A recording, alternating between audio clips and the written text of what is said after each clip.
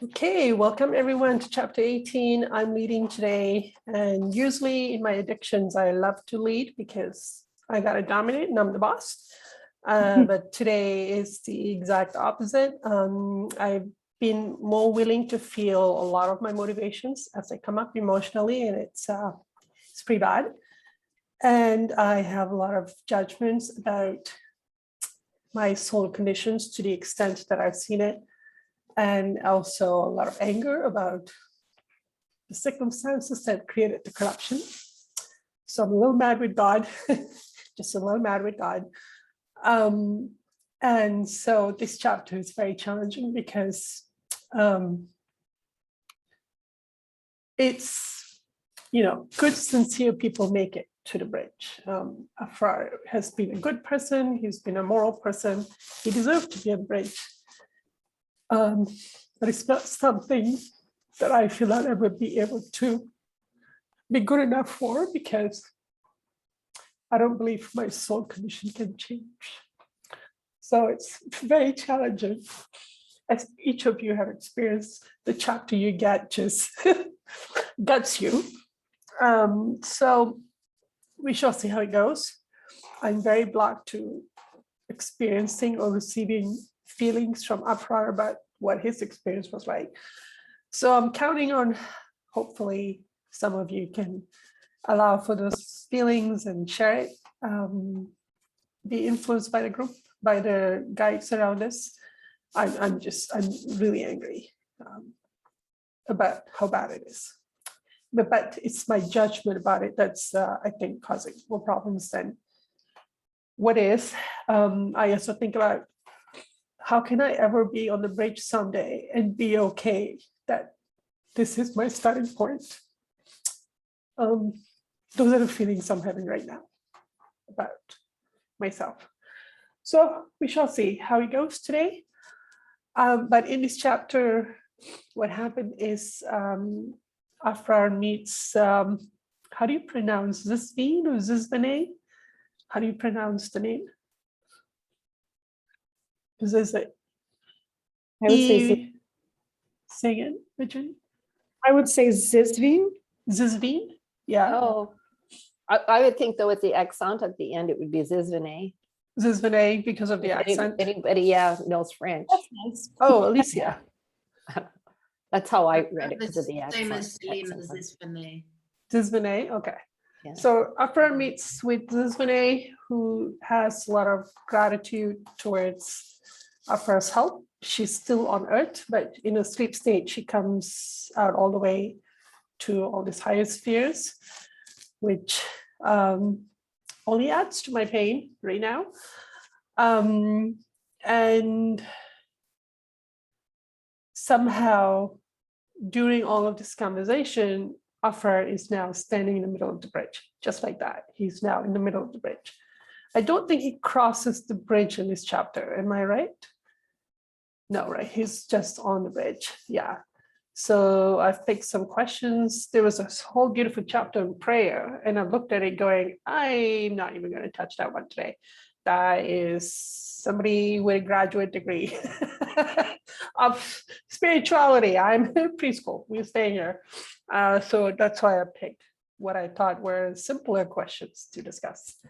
So the first question is,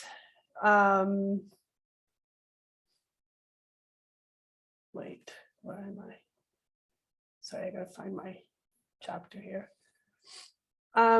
Page 154. Zisvene say, it's about Zisvene. She heard your voice as she wandered in the wilderness. It appealed to her. She followed. Your evangel of the possibilities of the sleep life charmed her. She prayed for guidance and in response found her way across the frontier. And now she spends almost the whole of her sleep life mission work with us. And I was just kind of going, how did she do that? She asked for what she wanted, she prayed about it, and voila. Like, how did she get to do that?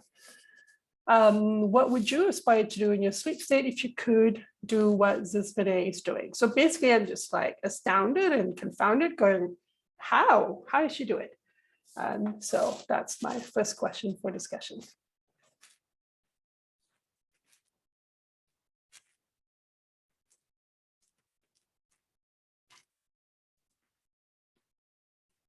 Any takers, Michaela?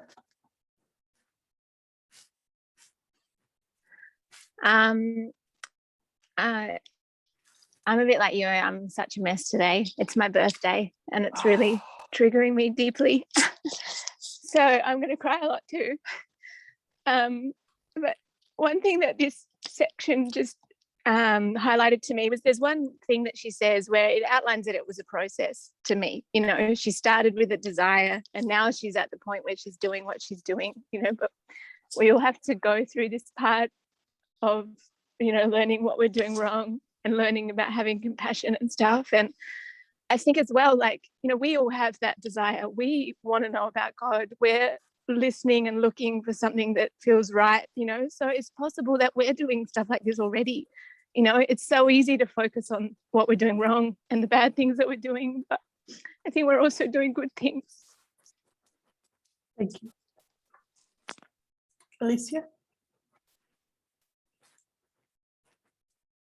Oh, you're mute. You're mute.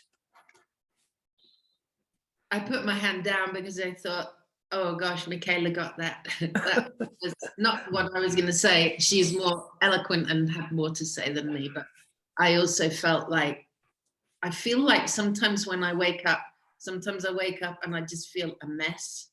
Like as you said, how the hell am I ever going to get there? But there are other moments when I do wake up and I feel like I've been on a mission. I feel like, I don't know what's been happening, but I've been somewhere and been doing something good. And so, yeah, I feel it is about our desire to want to do that, and how wonderful that Aphraar's inspired her and maybe us to a certain extent to be doing that. So, yeah. But yeah, I am also like, how did that happen? And to be aware of it, even like in her wake state, to be aware of it to a certain extent. I'm also a mess today. Must be a messy one. Full moon tomorrow. Yeah. All right, thank you.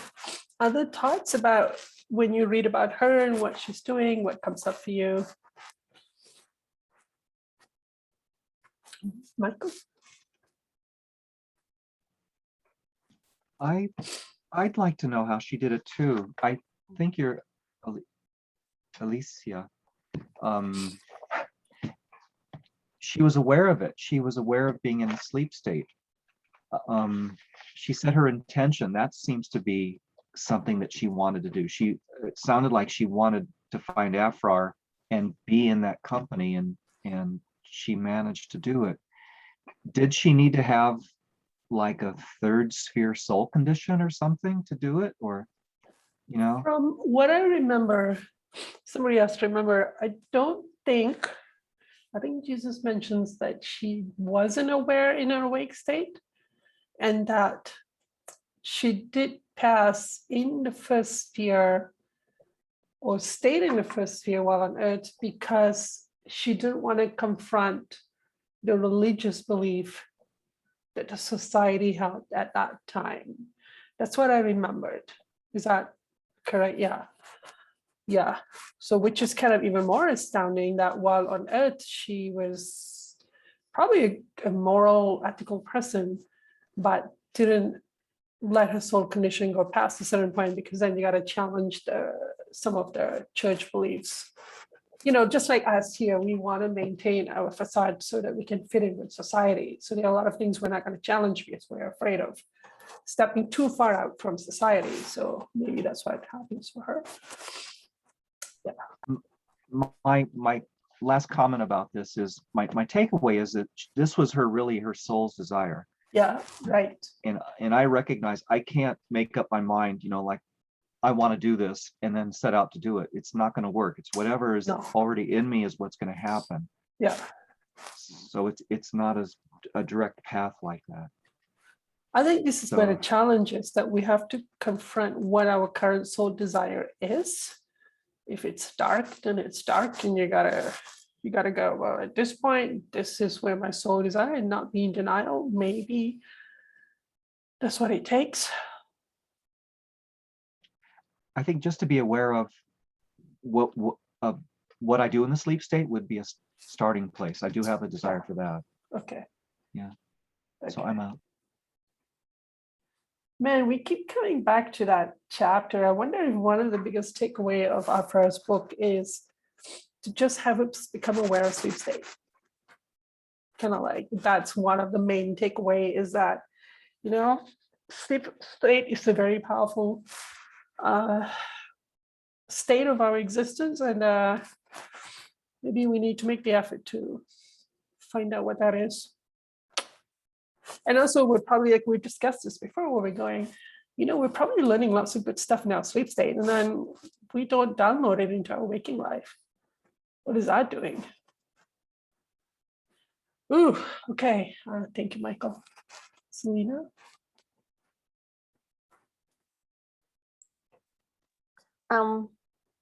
What I feel when I read about Zizvine is that she just has a very simple childlike faith, and that's why she's able to do it. Ooh, And that's why she could that. just read the book, and she felt it. She just felt the truth of it. And because her faith was sort of uncomplicated on earth, she was able to actually have that desire to. That's just the feeling I have. When I read that, I thought she just must have can almost feel her. Yeah. In her earth form being just managed to keep her faith pure in spite of social influences around it all. She didn't She receive just had too a much. love for God. Yeah. It could also be that she didn't. Yes, and she didn't have a lot of sin. Like she just,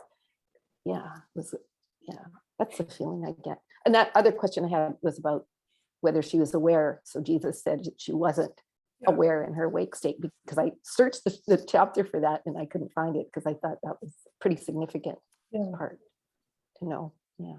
Well, there's also the gift of, if you haven't absorbed too much multi-generational damage in certain aspect of your faith, then you get to maintain your childlike faith. But if you've absorbed corruption.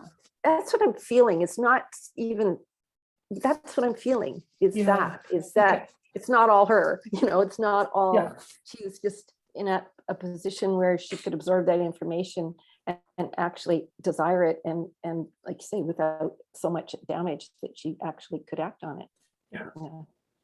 Childlike faith. At a high level, like it's not like we aren't all experiencing sleep state, but she could experience at a higher level. Yeah. She's all the way up to what, 5th sphere? Yeah. Or 6th? Yeah. And I have had feelings from people that they're like, with my clients that are extremely disabled, that their soul condition is better than, like, I can feel that in the sleep state they have a good soul condition. I can just feel it when I feel it them in that place. It's quite makes me careful what I say to them in a way, because it's kind of an odd feeling. Thank you. Yeah, thank you for that. Yeah. Virginia?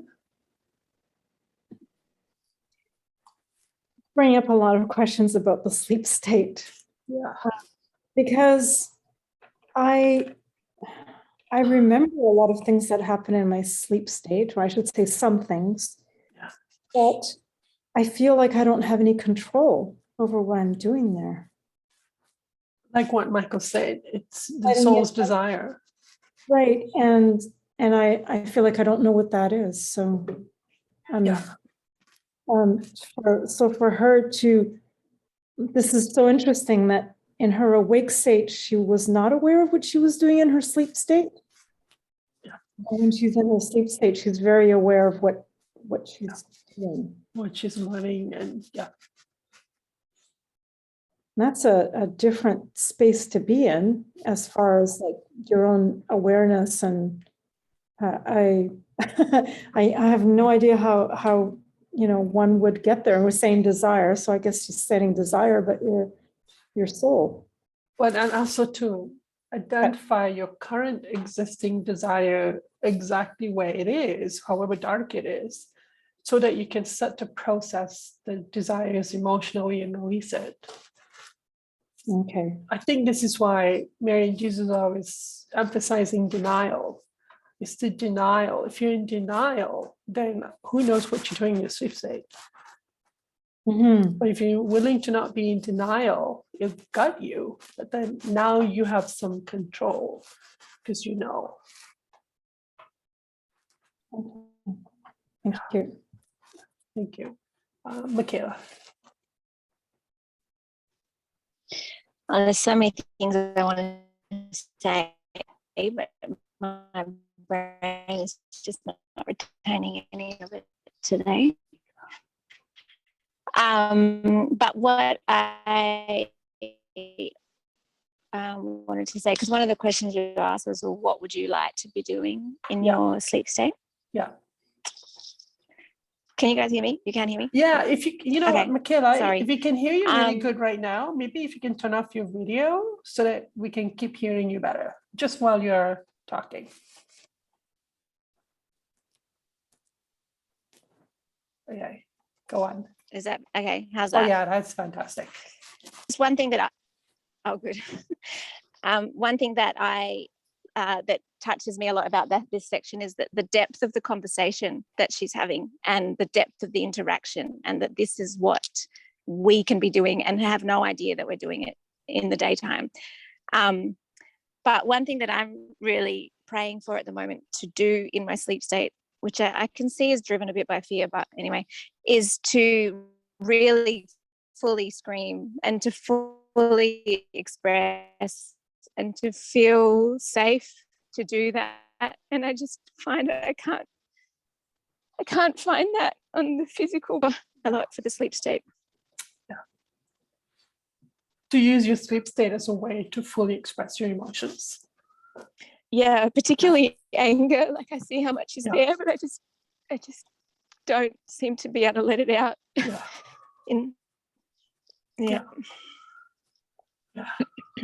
That is a good use of a sleep state. And a few times that Michaela has visited me, she sees me processing some pretty intense emotions, which has been kind of insightful. It's like, whoa, I'm screaming and stuff out there. Like, cool, I'm doing it somewhere, but I'm not doing it while I'm awake. And does it need to happen to this level as well for it to be fully finished? How does that work?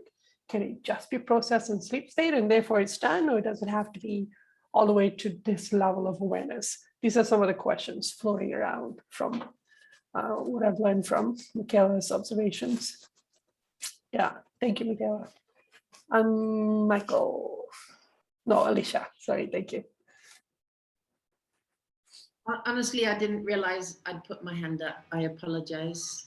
It was just a simple thing I'm just seeing is how much we need to do the opposite. It's like we're asleep during the day when we're awake and we're awake when we're asleep. And how important it is to apply this, because it seems Zisvini has really applied what she's taken from what Aphraar shared. Yeah. And yeah. Oh, that's a good point, actually. You're right. She came across the book, she read about the sleep state, and she just went in on it. Yeah, and really, she's seeing what they're doing, what their missions are. She's joined that group, as somebody already said. And having, as Selena mentioned and Michael, about that soul desire and childlike faith, that really rings bells with me for, wow, as you say, being able to process some of the stuff. I, like you, Michaela, I'm sure all of us, I don't know where to scream that I'm not being unloving to others. Yeah. Thank you, Michael. Oh, mute.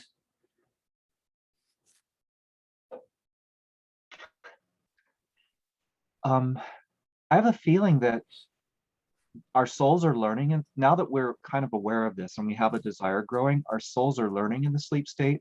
Okay. And I'll bet there's some influence from our soul condition on into our awake state to become aware of the sleep state. I've pictured myself being awake and trying to pierce the sleep state to see what's there. But I'm wondering, is there an awareness growing inside the sleep state that's trying to push its way up? Yeah. Into the present. Into the present. Yeah. I think what usually happens is that it's our soul that's trying to crack through the sleep state, the blocks, the dreams, somehow into our awake state barriers. It's trying to squeeze a little drop in there. Yeah, probably. Because it sounds like our soul is braver in its spirit body, less facade and more aware of the truth, and probably isn't as limited by earthbound belief system and facade and fitting in society and all that. Yeah, go ahead. I bet they're teaching us they're teaching our souls how to be souls there. Yeah. You know, how to not be limited by what our fears and what we're thinking, but training us to be souls, our real natures. Well, if you really let in the idea of there is no death, life goes on, even if you let that really sink in, how would that change how you live on earth? You know, like how would you, sometimes I think about what I'm working through and I'll say, well, I guess I'll just die and then pick up the pieces on the other side and just keep going. You know, this is feeling of blip and onward. So he's changing my soul a little bit. Me and you, with our knowledge, knowing that there is no death, I think of living life to make death fuller and better. Right. Wow. Right? But I've had this conversation with the lady next door, and for her, life is to be enjoyed and experienced and appreciated. And so she has no care for what happens life after death and how what we do here affects that, and how to have, you know. And so I think a person like that would probably just continue to live in the spirit world, experiencing, exploring, but not really aware that there's more that you can do, and putting up with the compensation that comes with that. Oh, that's a good point, because we're not. I think it's like a soul's responsibility to be aware and wanting to know about our soul responsibility. Isn't it a principle? That's one of the principles in God's laws, that we're required by law to explore and reflect and dig and ask questions and try to understand. Okay, thank you. Thank you, Michael. All right. Next discussion point was page 155. Aphraar is saying, why should you thank me? I replied as soon as I could recover from the surprise her want of greeting occasioned. Should not all thanksgiving be laid at his feet who made such a ministry possible? Is not the honor of being permitted to take part in such a most glorious mission not only a recompense, but a superabounding joy that will not permit the thought of labor in connection with it? What's going on for Aphraar here? I feel this is, some pain coming up for me here, because I want validation, I want praise, I want reward, I want to know, yes, you were a good person. Look what a good thing you did there. You're such a good person. I am so hungry for that. I just realized last night sitting in the water going, oh, wait a minute. I think that means I'm not sincere. And there's a whole other level of gutting going on here in my soul. But, just want to point out what that triggers for me when I see where Aphraar is at compared to where I'm at with receiving gratitude. But what comes up? What do you think is going on for Aphraar that make him say that, Michael? I feel like he didn't do any of this for the glory of it, He was just the vessel. And so I think he feels like he's being given credit for something he didn't do. Right. Do you agree with that? Well, I understand the feeling. I would feel the same way. Whether it's an injury or not, I don't know. Yeah. Yeah. Okay, thank you. Alicia? Yeah, I agree with what Michael said, but I also feel there's a part of him, perhaps, and perhaps it's me reflecting my own self, of not feeling worthy of that gratitude. Yeah. Simply that I wanted to say. And Selena or Virginia, I can't remember who it was. Virginia. I understand how he's feeling, because sometimes when I'm doing something I really enjoy and really love, it doesn't feel like work.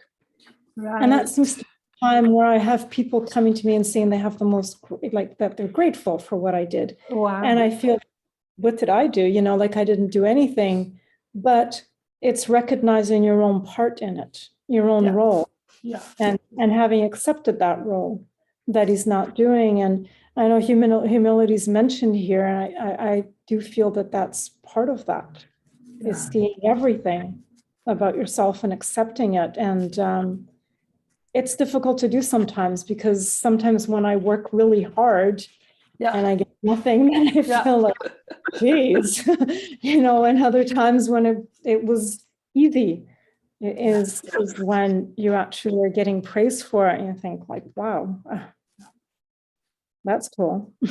I like how God has set it up that you will enjoy the work that will create the most benefit for others. So that'll keep you going. That's an incentive. Selena.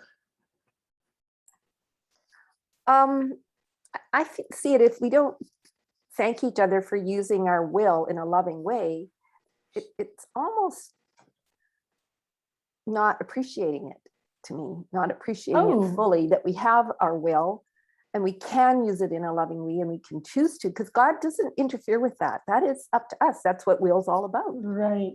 Choice, right? Right. So if we don't thank each other for using our will lovingly, I think that that's almost disregarding the greatness of the gift. Yeah. God. Does that make sense? So I think for the we should be doing that for right. others. You know, like, and the rest is when you use your will in a loving way, then of course it's God's gifts and God's, that's the whole point of using your will in a loving way, is that you can be more for others and you receive more gifts for yourself. And it's like, wow, overwhelming. And you're not responsible. Like you didn't do that. Yeah. But you did use your will in a loving way. You did make a choice. And that's what Aphraar did. He was using his will in a loving way to create the books. And that's all she's thanking him for, in my opinion. Not that he did all that stuff, or that he didn't get all this help, and it was all through God's laws and the hierarchy of assistance that we all get. You know, it's not dismissing that. It just that's what he did. And he should graciously and humbly accept that, because he's actually, in a sense, accepting God's gift of will. Right. Accepting gratitude. Yeah. Yeah. So. But I like what you said there, that the recipient, by thanking the gift of the positive use of will, is probably receiving it. It's like by thanking somebody, you're actually receiving the gift also. I'm just thinking, is that even a thing, that when you think it in your heart, when you feel gratitude, is that you finally fully receiving the gift that's been given? Yeah, I think so. That makes sense to me. Yeah, something to think about. Okay, thank you. Michaela. Just on what you just said then about when you receive it, when you thank with gratitude, you receive it. I've just noticed in myself recently that it's when someone's feeding my addictions that I have gratitude for them. So I think we've got to be really careful about, you know, what we're doing when we are grateful for what someone's just done for us. Yeah. But that was, yeah. What else was I going to say? I was going to say a whole lot. If it comes back to you, if it comes back to you, let me know. Okay, thanks. Okay, Michael. I've got two things. One is look at the result of this experience is that he's uncomfortable and his soul is expanding. Right. That's So where. So there must be some reason. Maybe he doesn't deserve it. I mean, that's not the right word, but it's producing a loving effect on his soul Yes. in God's viewpoint. He's Yeah. he's getting bigger to accept this. That's okay, because eventually she makes an argument that he go, oh, okay, I see that point. And the next thing you know, he's on the bridge. So this is where I go, was this one of the final pieces here to work out? Is it that he chose to stay humble, going, I can't accept this is uncomfortable, he's processing emotion? Or is it that he could see how receiving gratitude, my guide tried to show me what that was like on her end, how she responds to gratitude, how to be humble to it. So there was a feeling I got about it. But then I'm kind of going, did that then make a difference? So I like what you're raising there, Michael. Kind of leads into the next question. Well, so what are your thoughts about it? Yeah, I pictured them having this conversation as they're walking, but maybe this is the spirit world, so maybe as he's feeling these emotions, he suddenly finds himself in the condition to be in the middle of the bridge and not aware of how he got there. Yeah. I like how they decided the way to do this is just not even let him know he's doing it. Just catch him in the middle. Yeah, because it had another purpose. By coming that way, it fulfilled another purpose. The other thing this reminded me that, do you guys remember Jesus saying that he was processing emotions about creating universes? He had been going through, Jesus created spheres. Yes. And he's in a human form, and it's just something he did. Yeah. And then he's having to deal with that emotion. And that's kind of reminding me in a big way what Aphraar is feeling. Oh. He did this work that blessed somebody, and he didn't do it for that reason. Now he's receiving thanks for it that makes him uncomfortable. So maybe this is something in the nature of the feeling that Jesus was feeling from, for creating universes, but from an earthly perspective. Yes. And how uncomfortable it is to have so much gratitude pouring towards him for what he did. And the scale that his soul must be feeling these things. So there's the discomfort. But then if you're a celestial spirit and you're living in your passion, you're going to be doing things as an agent of God that is going to create profound effect. And you kind of got to get used to it, I guess. You gotta get used to the impact you're having. So maybe maybe that was the discomfort that you had to feel about, my work is going to have an impact. That doing things with love and with our passion draws many blessings to us, and many, many responses and results. And this is one of them. Yeah. I feel like you're onto something there, Michael, but I can't fully receive what you're beginning to pull at this point. Yeah, thank you. Well, we're doing it together. Yeah, that's the beauty of this group. We just keep prodding each other here. Selena, you go ahead. I think I can't remember who was first. What keeps coming forward for me when I read this, him accepting gratitude, is like what it takes to get to the seventh. Remember the channeling that Mary did of the woman, I can't remember her name, and she couldn't really remember what it was she had to do. So her guide did the conversation, and she had to go, I think it was Sonia, back to either the third or the fifth to learn just how, because she had spent her life in service.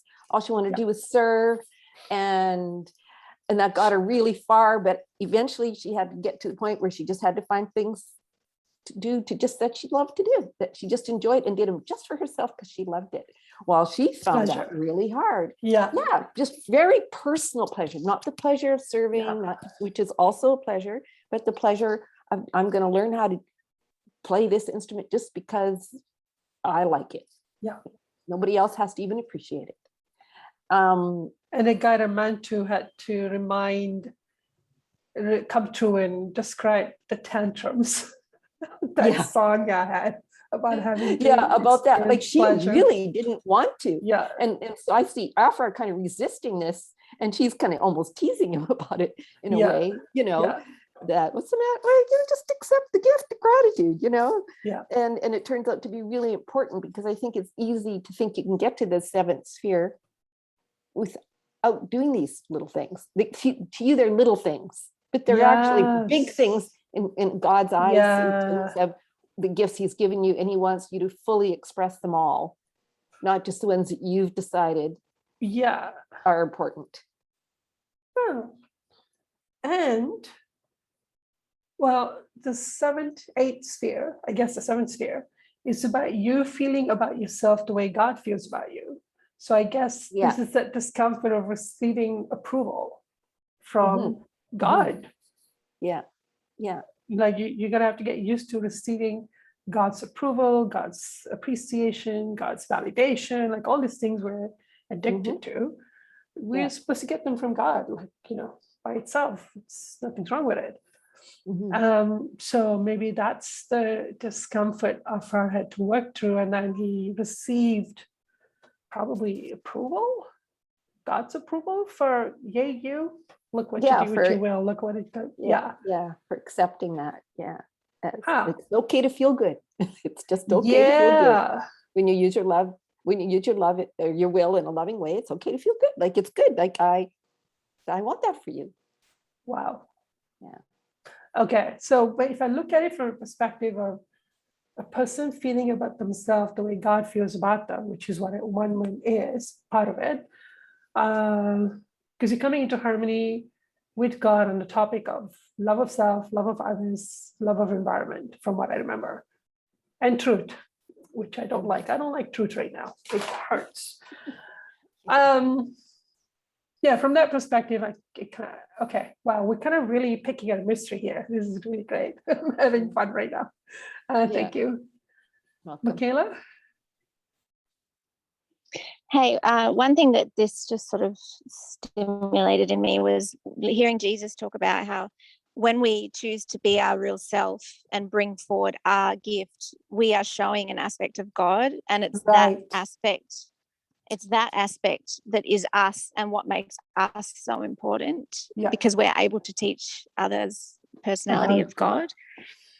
Yeah, and I think it's that real, like I feel like Aphraar is so wrapped up in God in the process of what he's trying to bring to earth, that he can only see how God has brought him here and how it's been through his love and his desire and his merging with God's love that has helped him to do this, that he's at that point of learning the lesson that he is a crucial part of the whole plan in order to bring God to other people. Yes. Ooh, goosebumps. He is a crucial part of God's plan to bring knowledge about God to people. So he accepted that probably in that state. He accepted his importance because from God's perspective, we all are. And we all have a very specific role to play based on the gift we've been given. Okay, cool. Wow, this is getting deep. Thank you. So the next conversation was kind of leading into this question of like, this Vinay's argument, page 156, 157. Just so, my dear Aphraar, would it be with me if I tried to dissociate you from the Great Father? She's speaking about the violin. In a priceless blessing I have received through your ministry, I have at length been able to reach you. a boon many times craved for when pouring out my soul to him in the sanctuary of prayer. So basically she's saying she's been praying to God, and what Aphraar offered through his gift was the answer to a prayer. So shall I now be forgetful of the debt I owe? Shall I not send afresh to him through the channel he has ordained to use to bestow his blessing and another acknowledgement of my gratitude and love? You still remain the instrument of the Master has chosen to employ in recalling me from my wandering and wooing my soul into his embrace. Why then should you refuse to allow me to tender to you the gratitude I feel? How do you feel about her argument? How do you feel about being such an instrument yourself and someday having to receive gratitude? And just question this little thinking to myself going, can accepting gratitude be considered an act of humility? Thoughts? Alicia. Well, maybe others have had this feeling too. I know in the past for me, I almost like I blocked people saying thank you to me. I dismissed it. Yeah. Sometimes it felt insincere. It didn't feel real. But there were definitely times when even silly compliments about how you look or something, I was like, no, I don't need that, and it's up to God. And I even noticed myself doing that, like when I give something to someone on the street, I actually almost always say, well, it's not from me, it's from God. Just because I'm in a Catholic country, it's almost like they're more likely to hear me saying that. And so I can feel that myself, I'm not necessarily humble to receiving that. Yeah. But there are also other times when I'm working with somebody, when I feel it's important to say, look, I'm just an instrument. I've got a lot of help. It's not just me. So there's a ripple effect of that gratitude when you're receiving and allowing yourself to receive that gratitude. It's almost like you're also being grateful to the others that have helped you come to this place. Right. Oh, I like that. Yeah, so if I block it, if I stop myself feeling, because I'm being an instrument, I'm God's instrument. As Michaela said, as I have a unique part of his personality, and I'm allowing myself to be played through my choices in a unique way. I like that. Thank you. Others?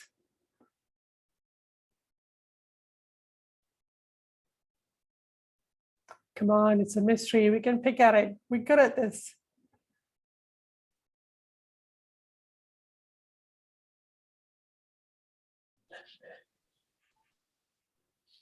All right. So, okay, why is this topic so sticky? What's going on here? Well, what are your questions? What's niggling? We don't need to answer it. We can just talk about what's niggling. Virginia? I forget now who said it, that when we don't accept gratitude, that we're also so denying any gratitude ourselves for those in spirit that are helping us. Mm-hmm. And that one kind of really hit home. No, That was Alicia. Yeah. That was you, Alicia. I couldn't remember who said it, but I feel that that's true. And I'm thinking even why do we have such a hard time accepting gratitude?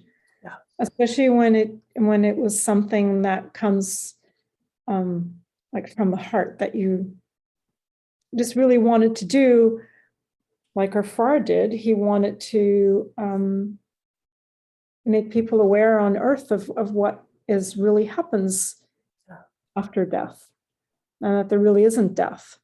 And so in doing that, he's just beginning to realize how much it's actually helping people, but it's such a surprise to him. So it's really, I don't know, I'm kind of the difficult part is like, which part of this that really helped him to expand his soul? Which part of it is Yeah. it that really, was helpful in this? Because it obviously happened.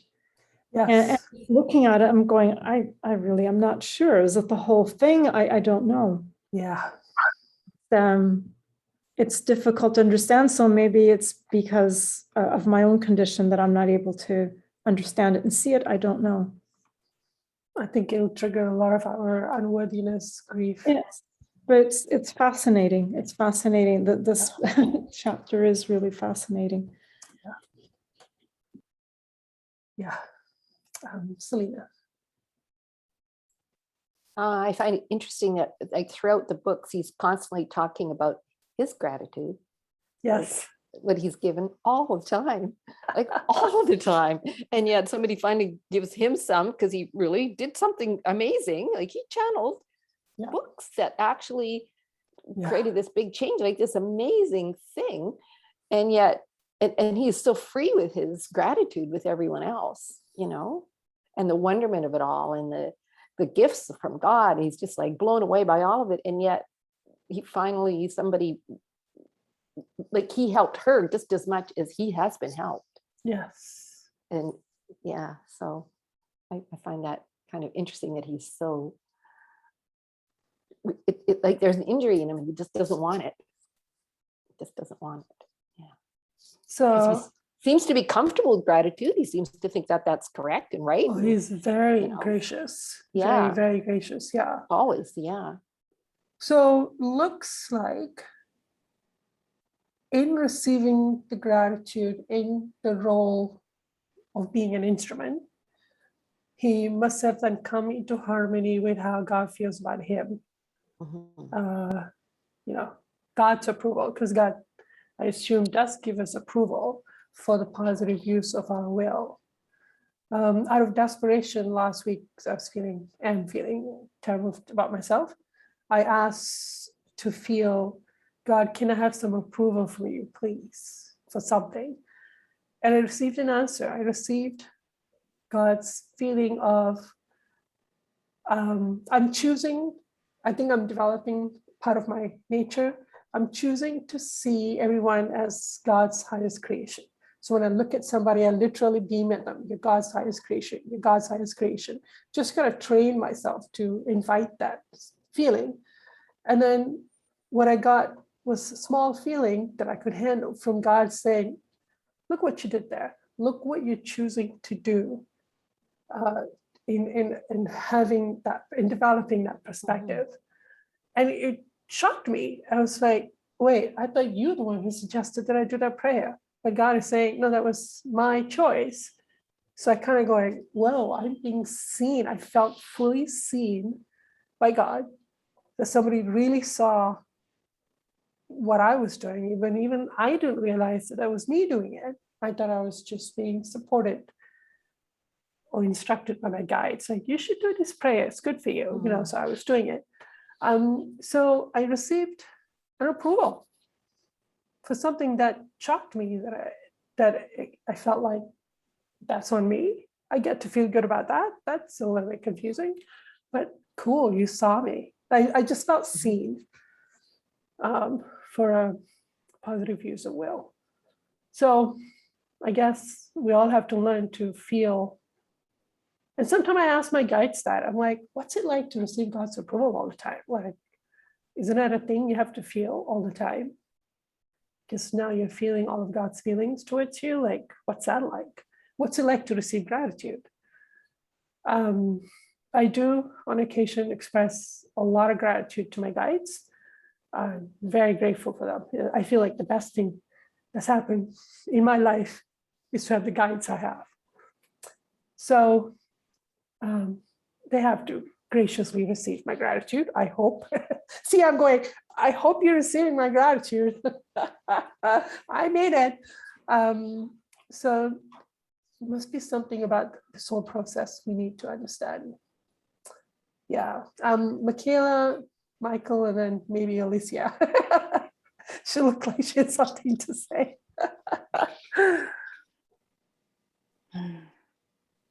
Michaela? Just for me, for this one, just looking at the just the general interaction between humans in our life up to this point, you know, it's so dirty and slimy, and we don't really give, we don't really receive. It's all twisted up in so much shit. And I think it's almost uncomfortable to receive, whether it's gratitude or not, because you're not even allowed, like I feel like I'm not allowed to see what I'm doing good and see where I am good. You know, it's this dirty exchange of, oh, you see that I've done something good, but I'm not really that good. I can't really receive it and say how good I am. You know, it's just all this dirty exchange that just feels really uncomfortable. Yeah. I wonder if part of our development is to see our soul fully, to not be in denial of both ends of the spectrum. Because I think if you can see some of the good things you are getting approval for, you'll feel better about yourself. And that will grow our self-esteem a little bit. Thank you. I think it's really about like what you said, like asking God's for approval. Like really the only pathway right now is God. You know, everything else is so dirty. Yeah. And then when you're mad at God at the same time, that gets a little bit harder. Yeah. I can talk about God right now, but once we're done, I'm going to go back to the going, we're not talking. Oh my God. Yeah. What do you do? Yeah. Michael.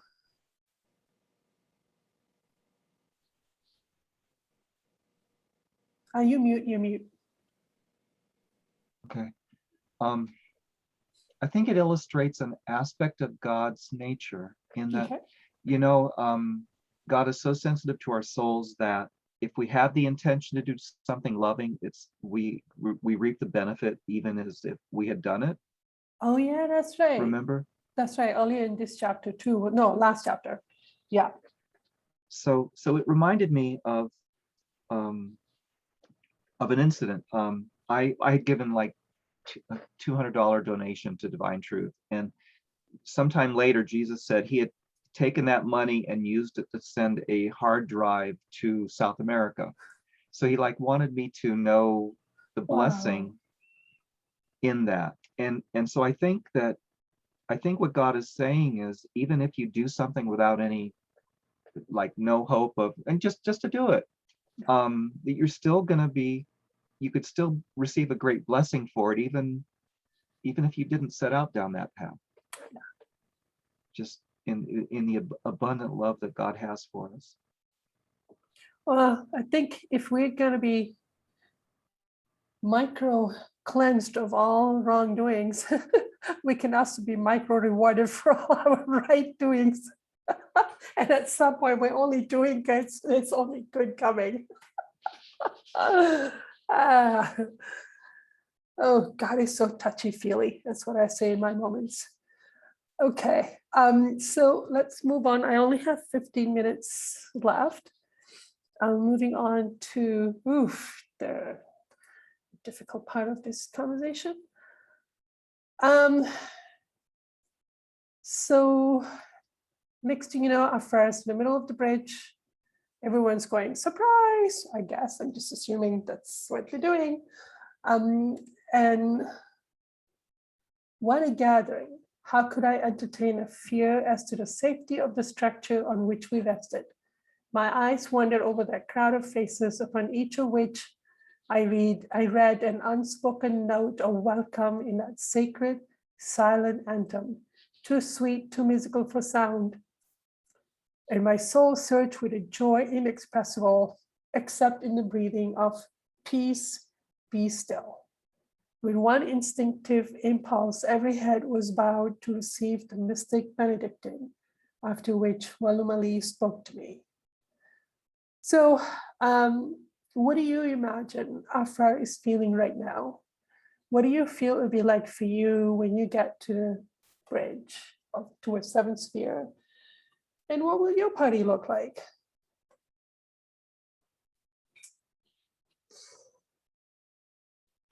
Michaela. Just recently, as I feel like I've been really touching onto my emotions and becoming more sensitive, I've been having these little snapshots of remembering times when I did good and and I've been reflecting that these different people are people that would be there for me, Wow. and knowing that when I was doing that good, there was no intention to do good. It's like what we've been talking about. We were just doing what we desired to do, but that it touched those people. And the more that I softened to myself the bad, I'm seeing the good too. And there's been a lot of these little snapshot moments when I've really desired to share love. And I think they will be there. And I will be overwhelmed by how much good I have done. Yeah. I think we'll be very surprised to see who will show up. Yeah. Thank you, Michaela. I'm glad you're being shown that. I'm glad. That will definitely build your faith and keep you going. Thank you. Others?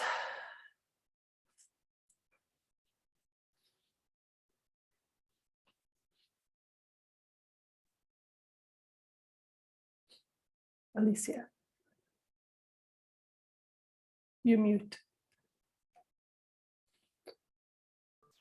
I don't want to be heard, or I do. When you were speaking before, by the way, I just felt this, you said approval from God, but I almost felt it like, although you have a free choice to choose, it's almost like I felt God's grateful when one of us chooses to be in harmony with his love. Ooh, And because wow. it's a two-way street, no? Okay. So I felt a little bit of that gratitude when you said about that. And I think as Michaela also said, and I mentioned about the insincerity, it muddies the waters of, is that really, am I really grateful? Yeah. Or am I just saying thank you because mummy told me to say thank you? And so many other things. With this part and being on the bridge and the party and everything, I also have, especially this week, I've had a whole load more things come to me of things to be repentful for, and I'm definitely not there. But I also have had a few glimpses, and it's almost like I want to look back on my life a bit more and see, oh wow, yeah, I remember some moments when certain people have said thank you, and I was so surprised at them saying thank you to me because I just did it. I didn't think about it. It was just normal. So I think all of us, just like it happened to Aphraar, Helen came, and it's like he'd only been with her for a short time. Yeah. And that was so significant. So I think we're all going to be surprised at what we've done that we all maybe not have done, and what we've done that we just did it because we love doing it. That's right. Do whatever it is that you love doing it, and somehow. Yeah, despite what anyone else thinks of you doing it, or society. Yeah. Wow. Thank you. I feel like God's grateful for those choices when we stand with God. I cannot imagine what it's going to be like to receive God's gratitude. Like, wow, that's yeah, that's going to be. But then when you give somebody free will and you mean it, then you whatever way you use your free will, it really is yours, and you get to receive the gratitude for it. That's a bit of a plot twist there. I had not considered that God's feeling grateful for our use of will. Okay, Michael. As Alicia was speaking, I was thinking of, say, all the brighter spirits in the higher spheres. They've done loving things, and they have felt this, and I just pictured, like, it where they live, could there be an environment of praise and gratitude that just kind of surrounds them because of the lives that they've led and the choices that they've led, coming from people below that are thankful. And it's just kind of rising like a big cloud that's in the air around them. Yeah. And it creates that atmosphere of love and beauty and joy. Like, it creates that beautiful thing that we experience. Like Aphraar talk about the code of voices having this beautiful ambience. And I like what you're suggesting, that, you know, maybe that's what contributes to that kind of space. The gratitude that we have. Gratitude's beginning to become bigger. I mean, I have more questions about gratitude than when we started. It's like, there's a whole, but looks like what you're suggesting now, Michael, is gratitude is like a form of energy. It's a vibe, it's a sustenance that you give. And that maybe another thing I'm getting from today's conversation is that it completes the circle of giving. Gratitude completes the circle of you fully receiving. But then there's something about the recipient, something that happens for the recipient. And the way my guide demonstrated last week, she said, or she conveyed the feeling that when someone gives a gratitude, she feels grateful that it did something good for the person. So she in turn is in gratitude of, I'm so glad that that helped you, that it did something good for you, that something, you know, it changed you. It did good for you. I'm glad for it. Is how she receives the gratitude. That's her. That's where she goes when she's being thanked, where she's also feeling grateful that, wow, I'm so glad that worked for you, that you benefited from it. I'm so glad that you benefited from it. It's just where, and I'm trying to practice that when people are, you know, when you're doing vaccination, people are thanking you first because you've been taught to say thank you. But then there are times when I'm trying to go into that space of, I'm so glad that you benefiting from this, trying to practice what that feels like. And sorry, was it Virginia who raised your hand? Because I lowered it already. Yeah, go ahead, Virginia. Having this feeling while I'm listening to everyone that a part of this is really having your heart fully opened to allow this flow of the giving and receiving. And I feel like sometimes mine's not fully open like that. Oh yeah, no. Because it's and what I need to do to be in that space and opening my heart that way. And is that why, was that the last chunk of Aphraar's heart that needed to be opened by receiving the gratitude, and therefore, I like what you suggested there, that this was about how it opened his heart. Yeah, I just see this flow that needs to happen. And it's going both ways. It's going both ways. Okay, something here. Spiritual Sherlocks. We're picking away at it. Go ahead, Selena. I don't know if, well, I'm sure we all have this experience, but like I find I was a little confused at one point when I felt like guides are helping you with the small stuff, and they actually will help with small stuff. It's loving to help you. It doesn't really matter if it's small stuff. Because it helps, like when somebody said once, I think Robin told me this, so if they're willing to help, if you recognize they're helping you with the small stuff, then maybe you'll be more open when they're helping you with the big stuff, and recognize it as help if you can feel them helping you with the small stuff. And whenever I'm becoming more and more aware of the small stuff and feeling gratitude, and I always get a lovely feeling from them when I feel gratitude, because sometimes it's like, oh, that was just good luck. But I'm becoming more aware of, they actually planted a thought, like, go look over there again for your credit card that you dropped in the store. And I did, and it was there. And you found it. I just said, thank you. And then I feel really good, and they feel really good about that they helped me. And it's just a little thing, but I love feeling feeling how they feel about my gratitude. Yeah, there's something there, the completion of that flow. Yeah. And then I like what you're suggesting. If you feel open to that relationship and the stakes are small, Yeah. imagine when the stakes are bigger and you will stepping into that same relationship again. Yeah, bigger stakes, because you have so much more resistance, suppression, and so many more things There's more going fear. on, right? So who's talking to me? Is it the spirits with me? Is it my guide? Who is it? And Yeah. but if you can feel them, so I feel like that's practice in feeling them, feeling how they feel about you, and feeling how they feel about helping you, and feel, Yeah. yeah. Does that make sense? I like that. It's a beautiful suggestion. Yeah.